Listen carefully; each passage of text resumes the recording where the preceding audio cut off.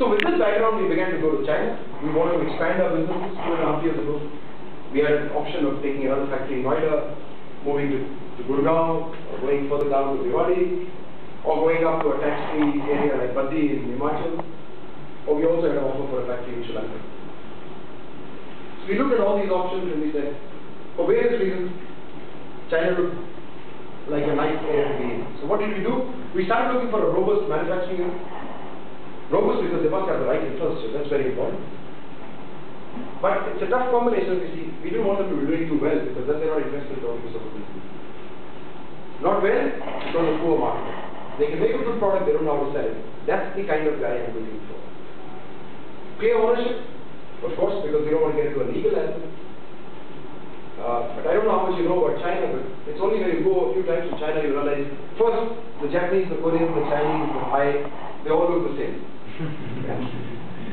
But those differences begin to disappear very quickly. I mean, it's not so difficult to make up. There are big differences, even in the way they look at it. Somebody gave me this analogy of square. The Koreans are square faces, the Chinese are round faces, the Japanese are more triangular. But yeah, but that's, I think, again, a big generalization. But there is a big difference in the way they look. When you look within China, there is a huge difference between the Taiwanese and the Chinese. The Taiwanese by their education, by their experience, are very, very American. Their slang, their accent, the way they eat, the way they treat everybody in the family, has a good mix of American culture, and that's not an oxymoron. So they have a mix of American culture. Why were we looking for the Taiwanese? Because in terms of business maturity, they are far higher than the Chinese. So we were looking for Taiwanese guys. We were also very keen on what age the owner was and who was the next generation. When you're looking at a business, you look at things like this. You're looking at a takeover, you don't want somebody who's very young, who's also just getting into the business because his aspirations are completely different. You could have a clash. You want somebody who's been in the business long enough, understands, can give a few more years because you want smooth transition, but also has an exit in mind. So a few years later, you say, okay, I'm hanging up my boots, I want to go, here's your money. And we could work a deal. Or if there is a next generation, the next generation is worth taking on a business like this, otherwise we are stuck with the wrong partner. Somebody who has a long-term understanding of which is very difficult to figure out in a meeting or two, but we were very keen that we're not looking for somebody who wants to make money tomorrow or in the next quarter. Somebody who's still willing to learn, and that's very, very important.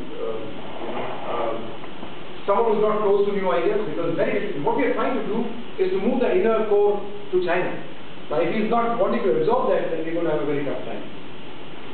Because we were not looking at a 100% takeover at day one. So we have a 5-year timetable. Every year we buy out 20% shares at a fixed sort of rate. So because we want the transition to happen, we wanted these 5 years to learn everything there is to learn from China, to teach them what we have to teach them, and 5 years take their time to move.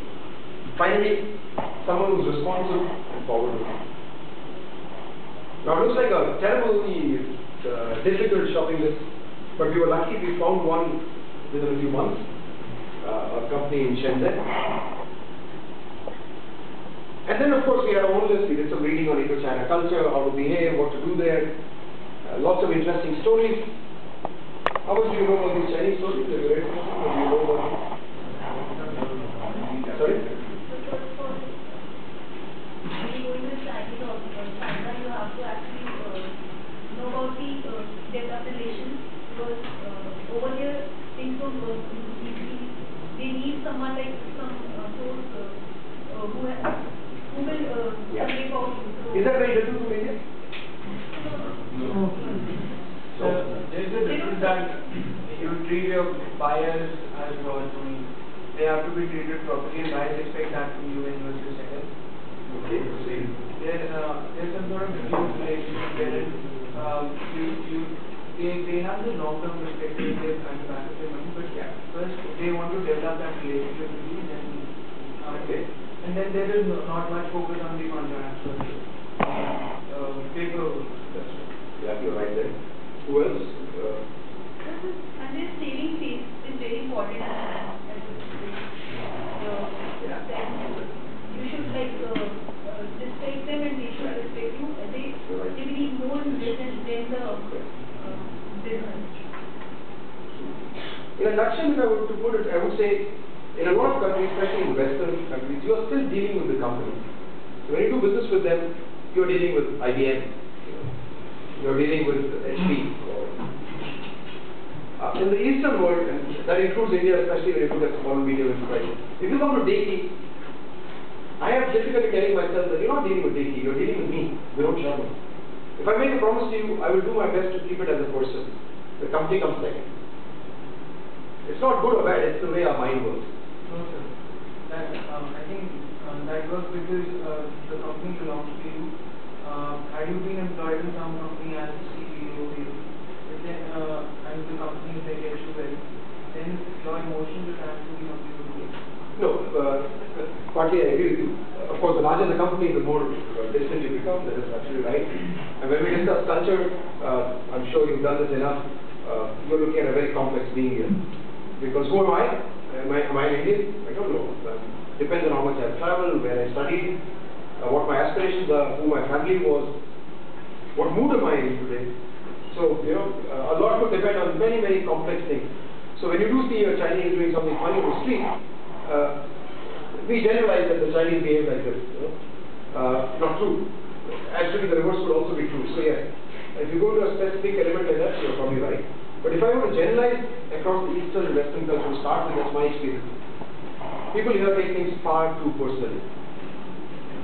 I would also tend to agree with that. We see that all the time in business in India. A lot of the business comes because of who, your name or your reputation as an individual, rather than, the people in even professional multinational companies for it, a lot of times get business because of who they are, and when they leave the company, they take those relationships with them.